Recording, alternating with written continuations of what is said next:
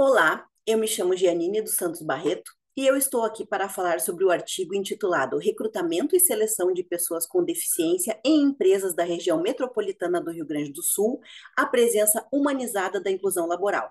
Esse artigo é uma revisão bibliográfica retirada da fundamentação teórica da minha tese de doutorado, que está sendo desenvolvida em parceria com o meu orientador, que se chama Edson Roberto Oaigen e é pós-doutor em educação.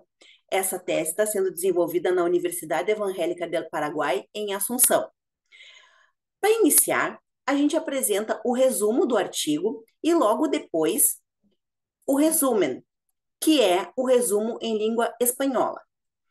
Depois, apresentamos a introdução do artigo, que fala o seguinte: a busca por uma sociedade inclusiva e equitativa tem sido foco constante de pensadores, legisladores e ativistas ao longo de muitos anos.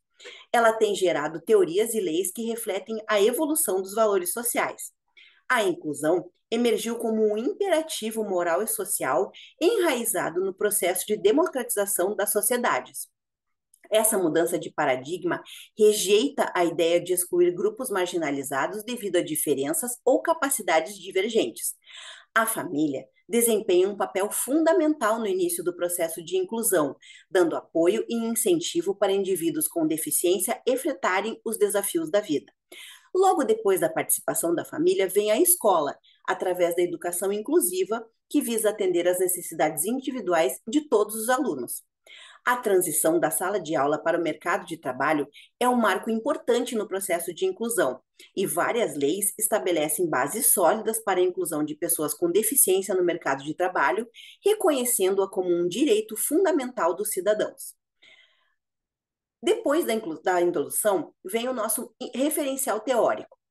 Nele, a gente apresenta as principais teorias psicopedagógicas para a inclusão, onde a gente diz que teóricos influentes, embora tenham desenvolvido suas teorias antes dessa pesquisa, oferecem argumentos e técnicas aplicáveis à gestão de recursos humanos para a inclusão de pessoas com deficiência no mercado de trabalho. Perdão. Como uma primeira teoria, nós apresentamos a teoria humanista de Carl Rogers. Ele foi um psicólogo norte-americano que valorizou as relações interpessoais. Ele dizia que o indivíduo só retém o que é significativo para si. A teoria humanista de Carl Rogers vai além da educação, abrangendo relações interpessoais, gestão de recursos humanos e resolução e mediação de conflitos. A empatia é um dos principais pilares da teoria de Carl Rogers, e ele dizia que através da empatia se possibilita uma comunicação efetiva e uma relação de confiança entre as pessoas, o que é essencial para atrair e selecionar talentos de pessoas com deficiência. Já a consideração positiva e incondicional, que é outro pilar da teoria de Carl Rogers, dizia que é preciso valorizar o indivíduo positivamente pelo simples fato de ele demonstrar interesse em trabalhar e exercer a sua cidadania. A teoria humanista de Carl Rogers enfatiza a importância da autenticidade e da congruência nas relações humanas. Sendo assim, os responsáveis pelo recrutamento e seleção de pessoas com deficiência são incentivados a se mostrarem genuínos, transparentes e verdadeiros na interação com candidatos com deficiência. A segunda teoria que nós apresentamos é a teoria humanista de Pestalozzi, que foi um educador suíço que valorizou o amor e o afeto na sua teoria.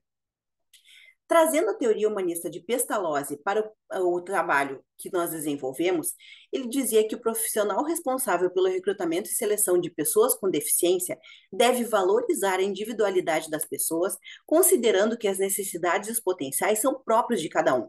É preciso reconhecer que cada um tem habilidades, talentos e interesses diferentes para que sejam criadas oportunidades de emprego e ambiente laboral adequados. A inclusão laboral envolve aspectos físicos, emocionais e psicológicos, o que demanda a adaptação do ambiente de trabalho, oferta de suporte emocional e promoção de ambiente acolhedor. Essa abordagem pode ser trazida para o ambiente laboral através de estágios, programas de treinamento e adaptações do ambiente que garantam a experiência profissional necessária.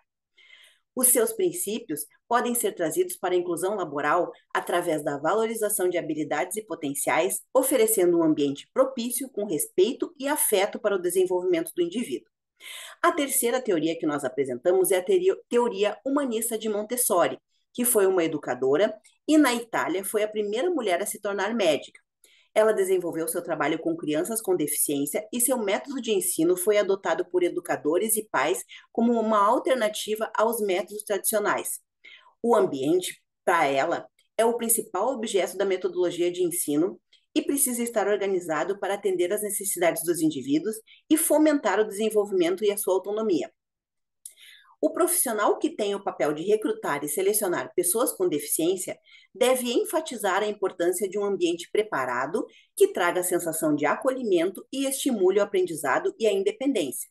No ambiente de trabalho, é importante permitir que as pessoas com deficiência tenham controle sobre suas tarefas e sobre as decisões relacionadas ao seu trabalho. A teoria humanista de Montessori valoriza a individualidade e na inclusão laboral de pessoas com deficiência é essencial que o respeito às necessidades, preferências e contribuições de cada um exista, a fim de que se desenvolva um ambiente de trabalho inclusivo, livre de preconceitos, onde todos sejam valorizados pelo que são e pelo que podem oferecer. A quarta teoria que nós apresentamos é a teoria construtivista de Vygotsky, que foi um psicólogo russo. Na sua teoria, ele considerava que os processos psíquicos, a aprendizagem e o desenvolvimento vêm das assimilações de ações do exterior e da interiorização realizada através das abstrações. A teoria construtivista de Vygotsky se relaciona com o presente trabalho quando propõe que o desenvolvimento do indivíduo se dá pela interação com o ambiente e com as outras pessoas. Na inclusão laboral de pessoas com deficiência, é fundamental oferecer suporte adequado para as diferentes necessidades apresentadas. Por isso, o apoio de um supervisor ou colega mais experiente pode ser uma excelente ferramenta para auxiliar as pessoas com deficiência a superar desafios e desenvolver suas habilidades profissionais. A quinta teoria que nós apresentamos é a teoria de Comênios. Ele era educador, cientista e escritor e levantava debates muito modernos para a sua época na área de educação, como a educação inclusiva e a educação para a mulher. As ideias de Comênios foram significativas para as mudanças na visão da inclusão ao longo da história. Ele tratava de questões que atualmente são polêmicas e eram ainda mais na sua época, como o direito à educação para mulheres, jovens e deficientes, defendendo a educação para todos. Para Comênios, é a marginalização das classes minoritárias a grande responsável pela desarmonia social. Ao adotar os princípios da educação inclusiva e acessível propostos por Comênios, é possível desenvolver estratégias e políticas que fomentem a integração das pessoas com deficiência no mercado de trabalho, garantindo a sua participação ativa e o pleno exercício dos seus direitos, ao mesmo tempo em que se promove uma sociedade mais justa e equitativa. Logo após, nós apresentamos a legislação brasileira para a pessoa com deficiência. Primeiro, nós falamos sobre a Constituição Federal do Brasil, que é conhecida como Constituição Cidadã. Ela foi promulgada em 88 e, já no artigo 5º, estabelece que todos são iguais perante a lei, sem distinção de qualquer natureza. No artigo 7º, ela estabelece que é proibida qualquer discriminação no tocante a salário e critérios de admissão do trabalhador portador de deficiência. O artigo 37 traz que a lei vai reservar percentual de cargos e empregos públicos para as pessoas portadoras de deficiência e vai definir critérios para sua admissão. Logo depois, nós apresentamos a lei que ficou conhecida como Lei da Integração da Pessoa com Deficiência. Essa lei foi promulgada em 1989 e ela estabelece normas que garantem a funcionalidade de edificações e vias públicas para evitar impedimentos de circulação às pessoas com deficiência, permitindo seu acesso a edifícios, logradouros e meio de transporte. Ou seja, ela passa a estabelecer a acessibilidade para as pessoas com deficiência. No artigo 8º, ela estabelece como crime negar ou obstaculizar emprego e trabalho ou promoção para uma pessoa, tendo como motivo a sua deficiência. A terceira lei que nós apresentamos é a Lei de Cotas, que foi promulgada em 1991. Ela estabelece uma cota mínima de contratação de pessoas com deficiência para os quadros funcionais das empresas com 100 empregados ou mais, variando entre 2% e 5%, dependendo da quantidade de empregados.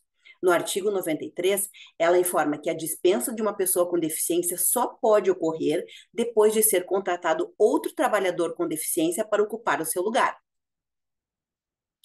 Logo depois, nós falamos sobre o Estatuto da Pessoa com Deficiência, que é uma das mais recentes leis a respeito de inclusão no Brasil e foi promulgada em 2015. No artigo 6º, essa lei prevê a plenitude da capacidade civil para as pessoas com deficiência, que até então eram consideradas incapazes pelo Código Civil. Essa é uma grande novidade legislativa, pois as pessoas com deficiência passam, então, a ter plena capacidade civil, ou seja, podem casar, constituir união estável, exercer direitos reprodutivos, decidir sobre a quantidade de filhos que terão, planejar sua família e qual será o tipo de convivência, e também exercer guarda, tutela, curatela e adoção no papel de adotante ou adotado. A lei, então, passou a considerar incapazes para exercer os atos da vida civil apenas os indivíduos com menos de 16 anos de idade.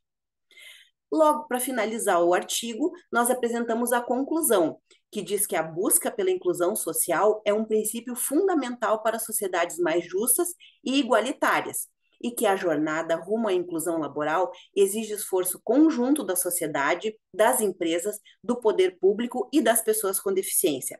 Ela vai além do aspecto legal, envolvendo transformação de mentalidades e corações. Para finalizar o nosso artigo, nós apresentamos as referências que foram utilizadas no marco teórico da minha tese de doutorado, e aqui eu apresento rapidamente para vocês. Eu agradeço a sua atenção, muito obrigada.